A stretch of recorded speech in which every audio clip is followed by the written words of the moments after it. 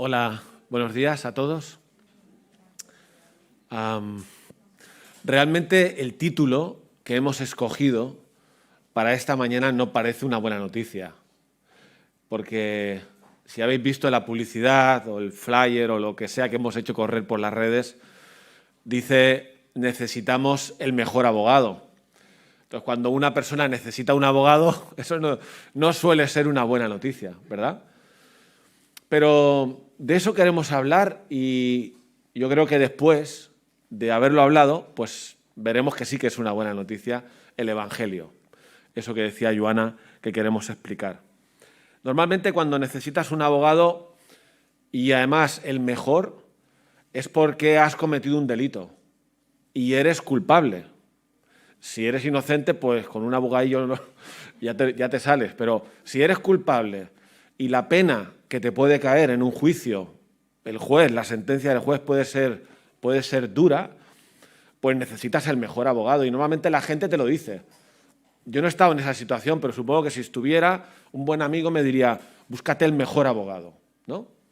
Si lo puedes pagar, en fin. ¿Qué tiene que ver eso con Dios, no? ¿Qué tiene que ver con Dios esto de un abogado? ¿Acaso tenemos un problema con la justicia divina y por eso necesitamos un abogado? Bueno, de eso vamos a hablar.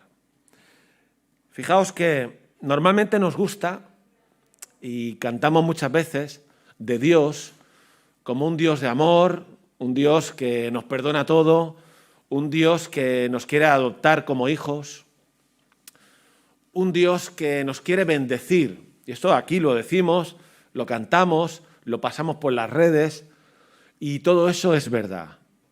Y de hecho estamos convencidos de que no hay un amor como el de Dios. No lo hemos conocido, nosotros no lo hemos conocido. Y que vale la pena conocer a Dios, vale la pena tener una relación personal con Él, vale la pena vivir para Él.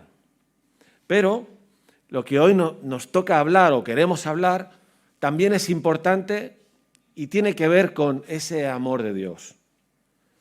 ¿Por qué necesitamos el mejor abogado? ¿Por qué? Voy a decir una frase así, pum, como sentencia, ¿no?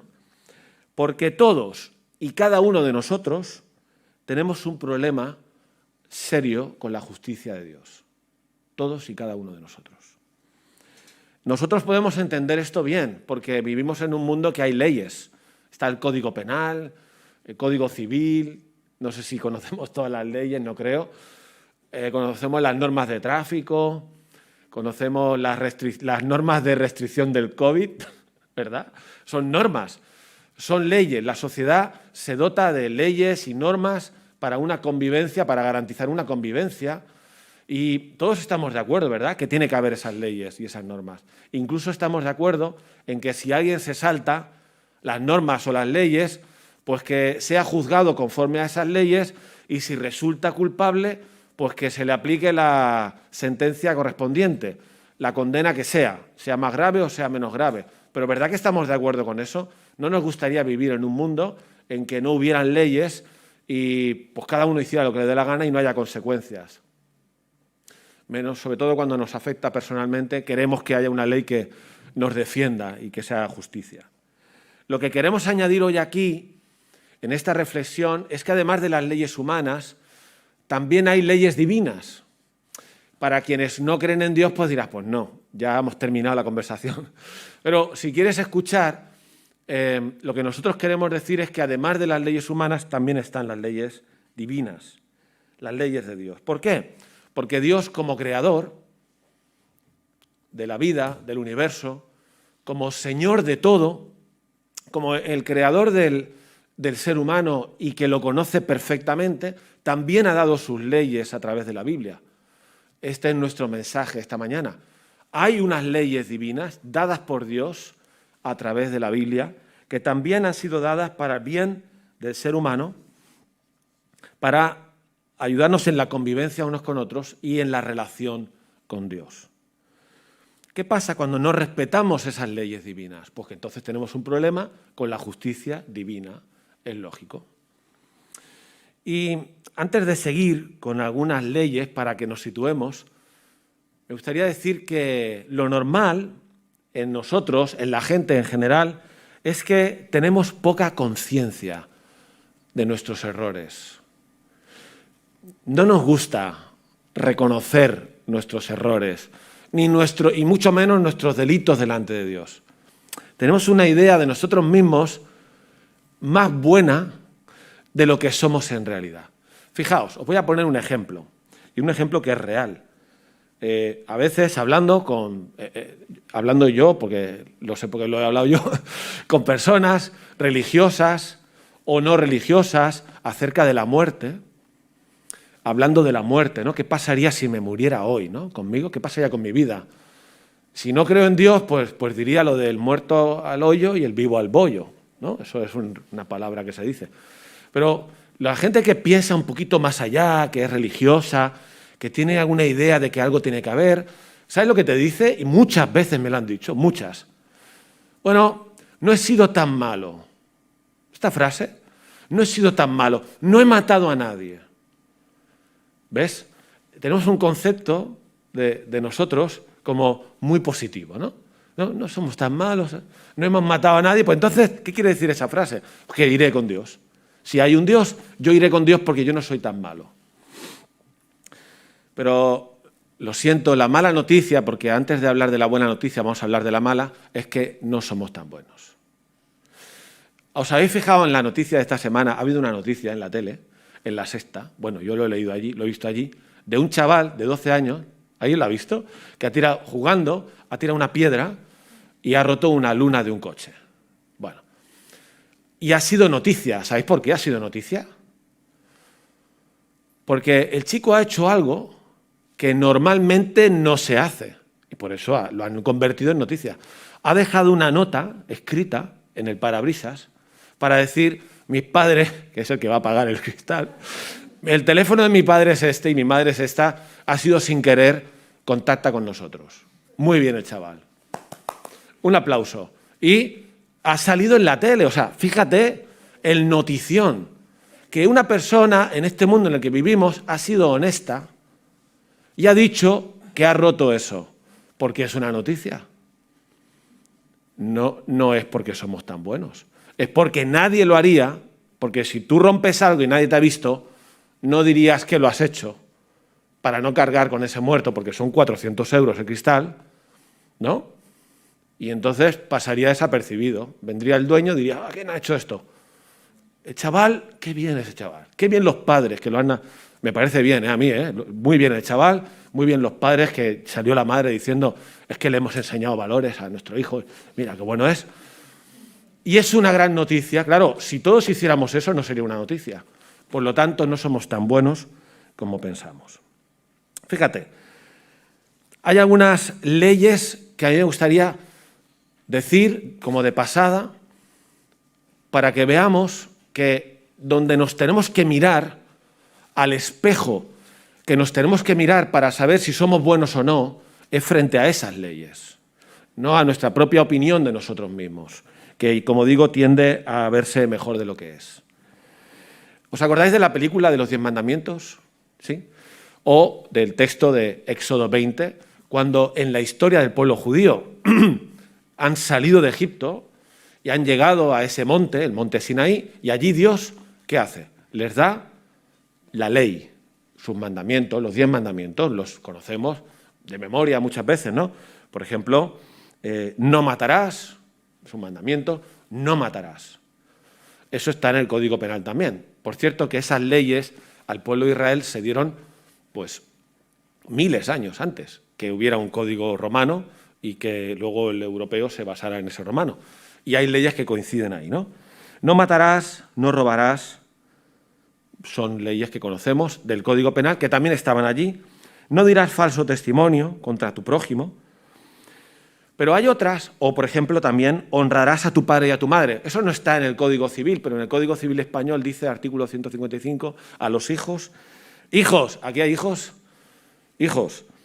Los hijos deben obedecer a sus padres mientras permanezcan bajo su potestad. Ya sabéis. Código Civil, 155 el artículo. Y respetarles siempre. Bueno, es parecido, ¿no? Honrarás a tu padre y a tu madre. Ahora, hay otras leyes en la Biblia leyes de Dios que no están en el Código Penal, porque lo que vamos a ver es que las leyes que vienen de Dios son más exigentes. ¿Por qué? Porque vienen de un legislador perfecto. Dios es absolutamente perfecto. 3 veces santo. No tiene ningún fallo por ningún lado. Entonces, las leyes que Él legisla, que Él da, también lo son. Y lo son porque además conoce a la criatura a la que le da la ley. Conoce perfectamente cómo somos los seres humanos y cómo debemos de comportarnos para que la cosa vaya bien. Por lo tanto, sus normas también son perfectas. Allí hay otras leyes que no coinciden con nuestro Código Penal. Por ejemplo, no cometerás adulterio, es uno de los mandamientos. No cometerás adulterio. ¿Sabéis lo que es el adulterio? Eso que ahora llaman echar una canita al aire para quitarle fuerza, pero que es ser infiel a tu esposa, a tu esposo, tener relaciones sexuales con alguien que no es tu esposo o tu esposa. En la Biblia eso es un delito conforme a la ley de Dios. El Código Penal no. O, por ejemplo, el último de los mandamientos que dice: no codiciarás la casa de tu prójimo, no codiciarás la mujer de tu prójimo, ni su siervo, ni su criada, ni su buey, ni su asno, ni cosa alguna de tu prójimo. Esto tampoco está en ningún Código Penal español. Eso se llama en castellano envidia cochina. Cuando tú miras lo que tienen los demás, el coche que tienen los demás, la casa que tienen los demás, el móvil que tienen los demás, y tienes envidia y lo codicias. Motor de muchos problemas, la envidia y la codicia. Y dice la ley de Dios que no tendrás envidia, que estarás contento con lo que tienes y no estarás pensando en que necesito tener aquello que no tengo y que otros sí tienen. Esto es la ley de Dios. Luego, si nos vamos al Nuevo Testamento, Jesús lo empeora más. Porque fíjate que dice en el Sermón del Monte, el conocido como Sermón del Monte, de los primeros discursos de Jesús, allí en Mateo 5, 21, él dice lo siguiente: oísteis que fue dicho a los antiguos, a los del Sinaí, no matarás, y cualquiera que matare será culpable de juicio. Claro, estamos de acuerdo. Dice, pero yo os digo que cualquiera que se enfade contra su hermano será culpable de juicio. ¿Qué te parece? Yo no he matado a nadie. Claro, es que no nos vamos matando normalmente unos a otros. Pero, ¿y quién nos enfada? Y como luego sigue diciendo, y cualquiera que diga necio a su hermano, o cualquiera será culpable ante el concilio, y cualquiera que le diga fatuo, son insultos de la época, ahora diríamos otras cosas, quedará expuesto al infierno de fuego, ¿no? Otro ejemplo, oísteis que fue dicho, no cometerás adulterio, pero yo os digo que cualquiera que mira a una mujer para codiciarla, ya adulteró con ella en su corazón. ¿Te das cuenta Jesús cómo sube el listón? ¿Cómo va al problema principal que está en el corazón realmente? No solo es un delito, según la ley de Dios, matar a alguien. El delito está cuando empieza antes en el corazón y te enfadas con alguien y lo insultas o lo menosprecias. El delito del adulterio, según Jesús, no solo es cuando te acuestas con alguien que no es tu mujer o tu marido.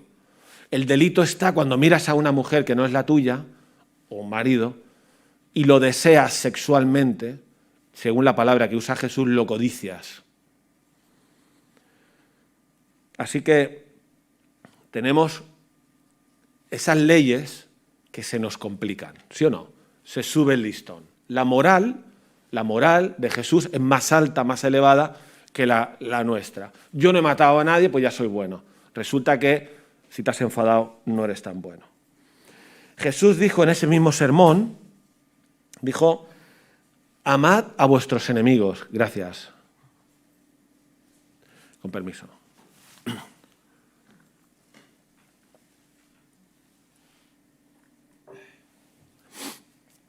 ¿Sabéis qué dijo eso, no, Jesús? Qué bonito es decir eso, ¿eh? Amad a vuestros enemigos.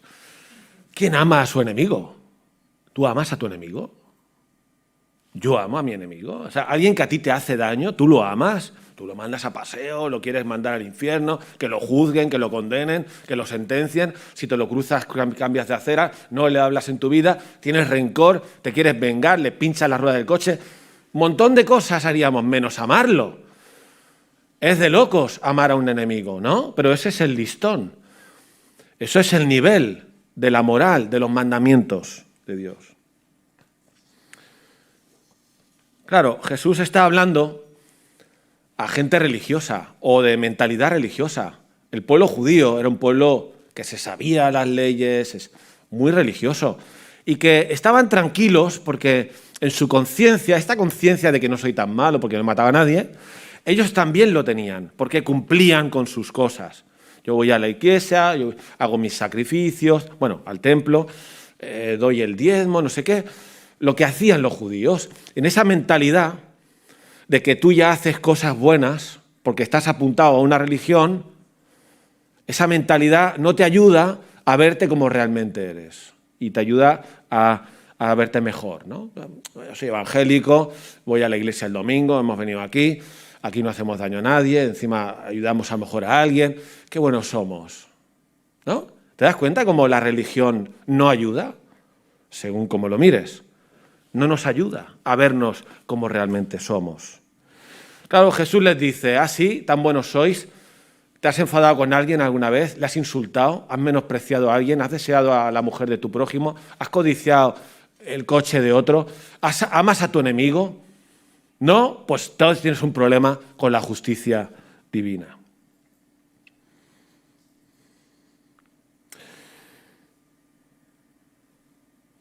Perdón, aquí. Hay dos mandamientos más que quiero decir, que son los más conocidos según Jesús. Amar al prójimo como a uno mismo. Ya no hablamos de amar al enemigo, que eso es muy difícil. Amar a alguien que te ha hecho daño. Amarás a tu prójimo como a ti mismo. ¿Cuántos cumplimos eso? Vale, levanta la mano. ¿Cuántos amamos al prójimo? No levantes la mano.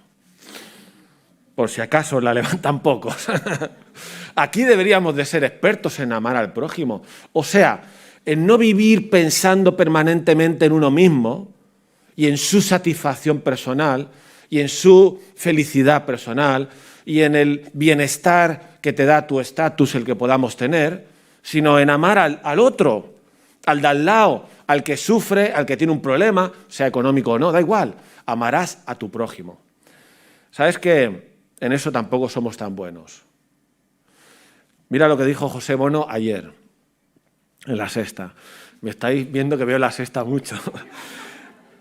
José Bono ayer lo entrevistaron y entre todas las cosas que dijo, hablando de las vacunas y tal, dijo que mueren 10 millones de personas, yo no sé si es verdad o no, pero me lo imagino que puede ser, 10 millones de personas mueren en el mundo por no tener acceso a medicamentos. Dijo eso. Mueren muchos más por otras razones, pero él dijo eso de ese tema. ¿Y sabes qué dijo además? ¿Sabes qué dijo? Es moralmente inadmisible. Y yo dije, me lo apunto para la predicación. ¿Por qué moralmente inadmisible? ¿Inadmisible para quién? ¿Para el universo? ¿Para la luna? ¿Para el sol? O sea, ¿no debería de ser para mí inadmisible? Si es moralmente inadmisible y alguien tiene conciencia de que el primer mundo no está pensando en los 10 millones que mueren cada año sin medicinas, si es moralmente inadmisible, ¿qué significa eso? Significa que yo soy responsable de la muerte de esos 10 millones y que no hago nada para corregirlo. No somos tan buenos, porque dejamos los del primer mundo, tú y yo de clase media, que estamos acomodados, que vamos de puente cada vez que podemos, que tenemos una tele gigante en el comedor, no estamos dispuestos a dejar eso o a reducirlo a la mitad para salvar a 10 millones que no tienen medicina. Y si no, di si es verdad lo que estoy diciendo o no. Mira, es más, estamos en una plataforma de apoyo a los refugiados.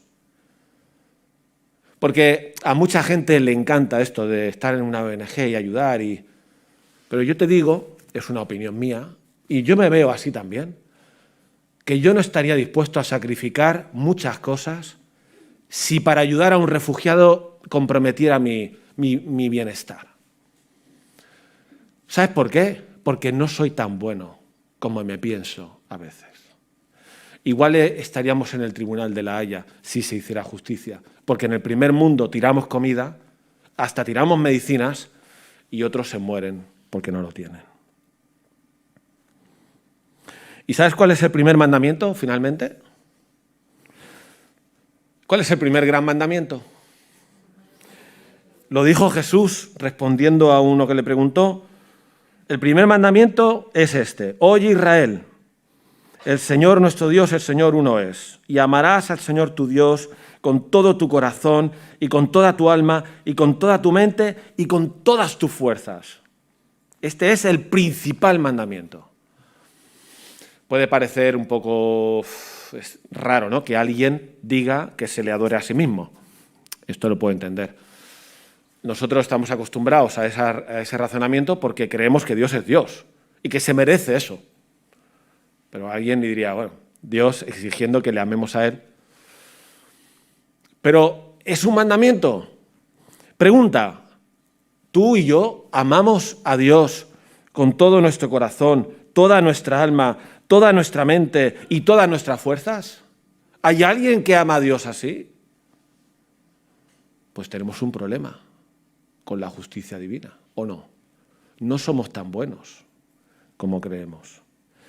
¿Sabes qué es creer de verdad en Dios? Pues mucha gente dice que cree en Dios, o que es esto o lo otro, o que es de aquella religión u otra. ¿Realmente creer en Dios significa leer la Biblia para conocer cada vez más a ese Dios? ¿Saber qué es lo que Él piensa? ¿Cuáles son esos mandamientos? ¿Cómo puedo amar al enemigo? ¿Cómo se hace eso? Y me leo la Biblia y quiero hacer lo que Él dice. Eso es creer en Dios. Y si no estoy haciendo eso, no estoy creyendo en Dios como Dios quiere que crea. Y eso también es una frase típica. Es que yo creo a Dios a mi manera. Pero es que no has de creer a tu manera. Has de creer a la manera que Dios quiere que creas, en Él. Y Él dice que tienes que amarle con todas tus fuerzas. Y eso significa ir a la Biblia para conocerle. Porque ahí podemos conocerle, en otro lugar no. Para saber lo que dice, lo que piensa, sus leyes, sus mandamientos, y cómo puedo yo conducir mi vida de esa manera. Por esto la Biblia sentencia, y acabaré la mala noticia aquí, la Biblia sentencia en Romanos 3, 10, 11, que no hay justo ni uno. Eso que dice la Biblia. No hay quien busque a Dios, no hay quien haga lo bueno, no hay ni siquiera uno. Pero bueno, con todo lo que hemos dicho antes ya se entiende que es así. Dice Romanos 3:23 que por cuanto todos pecaron, todos cometemos delitos contra la ley de Dios, todos. Hasta la yaya más buena que tú conoces, que esta no puede haber hecho nada, también, porque algo ha hecho. De hecho, lo hacemos cada día. Y por culpa de esos delitos estamos separados de la gloria de Dios, porque no es compatible el Dios perfecto con el ser humano que comete delitos contra Él. Fíjate que si una persona que está escuchando esto quiere acercarse a Dios, quiere conocerle, le gustaría experimentar el amor de Dios, ser adoptado como hijo, no puede, salvo que solucione su problema con la justicia divina. No podemos ser hijos de Dios sin arreglar nuestro problema con la justicia divina. ¿Sabes? En este discurso de Mateo 5, que hemos citado, lo de oísteis que fue dicho, pero yo os digo, ¿sabes cómo empieza ese discurso? Empieza con lo que para mí es la conclusión del discurso. Empieza diciendo que el camino al cielo, el camino a Dios, no es para gente que se cree buena. Es para gente que son, dice, bienaventurados los pobres en espíritu. De ellos es el reino de los cielos. De los pobres en espíritu. No son pobres de dinero, no. Son los que saben reconocer su pobreza espiritual. Son los que se miran al espejo de la ley de Dios y dicen, ostras, qué vergüenza. ni amo al enemigo, me he enfadado con no sé quién, no le he pedido perdón, no amo a Dios, qué asco doy. Bueno, no hace falta decir eso, pero ¿entiendes lo que quiero decir? Soy un miserable. Jesús está diciendo en el primer discurso que hace que el camino al cielo empieza por ser capaz de reconocer mi miseria. Tú y yo tenemos que ser capaces de mirar la ley de Dios y decir, ostras, soy muy pobre, no soy bueno, no llego allí, no cumplo, soy culpable ante esa ley. Y de hecho por eso Jesús dice en el Padre Nuestro, ¿os acordáis del Padre Nuestro? Que mucha gente se sabe de memoria, perdona nuestras deudas. ¿Por qué Jesús incluye como ingrediente en esa oración al Padre, perdona nuestras deudas? Porque no podemos acercarnos a Dios de cualquier manera. Nadie puede acercarse a Dios de cualquier manera. Como si no pasara con todo lo que yo hago mal. No puedo. Por eso Jesús dice, y perdona nuestras deudas. Por lo tanto, hay una mala noticia de nuestra culpabilidad frente a la ley de Dios, pero estamos insinuando el camino para la otra buena noticia. Y ese camino empieza por saber reconocer. Si yo no reconozco, si yo no lloro, como dice las Bienaventuranzas, si yo no lloro por mi maldad, si a mí no me da vergüenza, si yo actúo como si no pasara nada, es que no he entendido esta película. Si yo hago el mal y me da igual, no he entendido nada. El primer paso es reconocer y llorar, y luego pedir perdón. Pero eso no es suficiente. No es suficiente. ¿Por qué? Porque, pues imagínate, yo estaba mirando vídeos en la tele esta semana sobre juicios, para poner uno aquí a ver si nos situamos en un tribunal, ¿no? Pero no he encontrado. He encontrado el de Jacobson, ¿cómo se llama? El de Cuba, aquel general que estaba en Cuba, y bueno. Pero no pega. Acaba muy fuerte, pero no.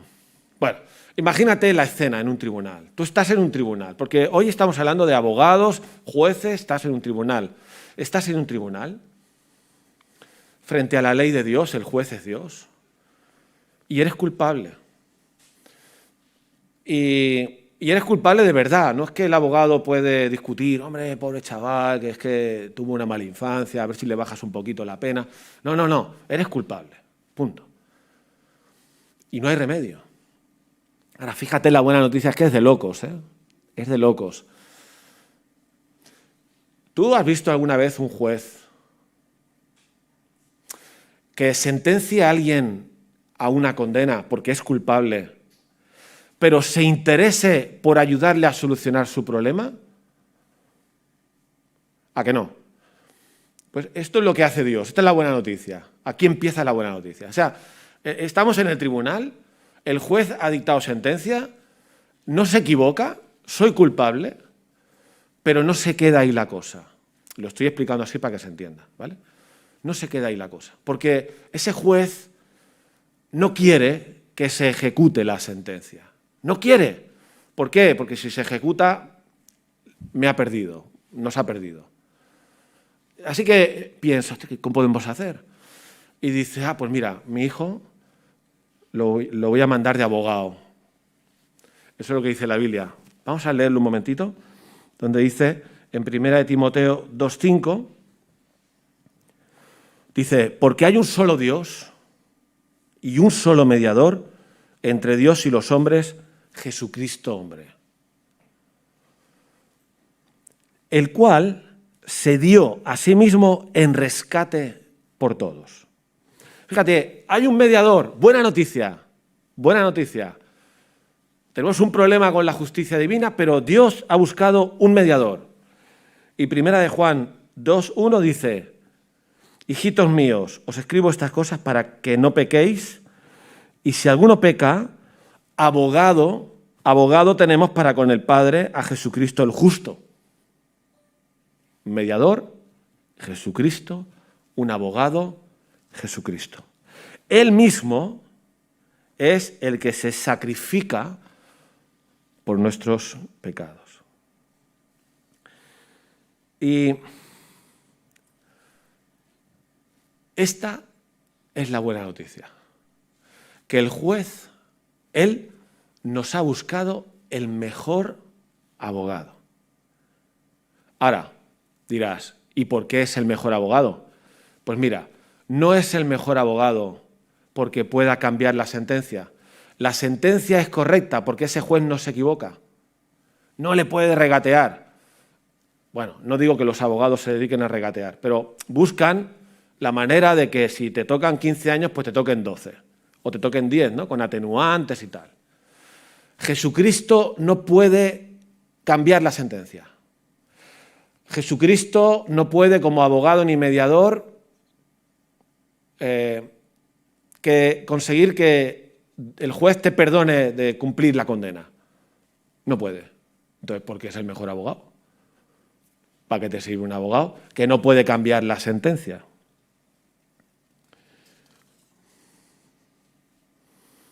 Hemos leído que hay un solo mediador, que es Jesucristo, que se dio a sí mismo en rescate.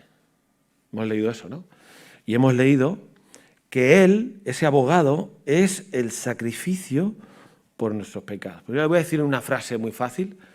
Jesucristo es nuestro mejor abogado porque se ofreció voluntariamente al juez para cumplir nuestra condena.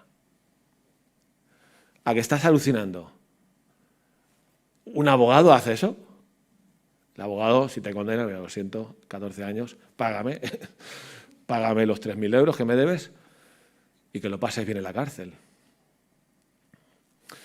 ¿Existe un abogado que se ofrezca voluntariamente para cumplir la condena que justamente te han puesto? ¿Alguien conoce a uno? Jesucristo es nuestro mejor abogado porque se ofreció Él voluntariamente para cumplir la condena que a nosotros nos correspondía. Dice la Biblia que Él llevó nuestros pecados en su cuerpo sobre el madero, cosa que hemos recordado hace una semana. Dice Isaías 53:5 que Él, Jesucristo, fue herido Él por nuestras rebeliones. Fue molido por nuestros pecados. Que el castigo de nuestra paz fue sobre Él y por su llaga fuimos nosotros curados.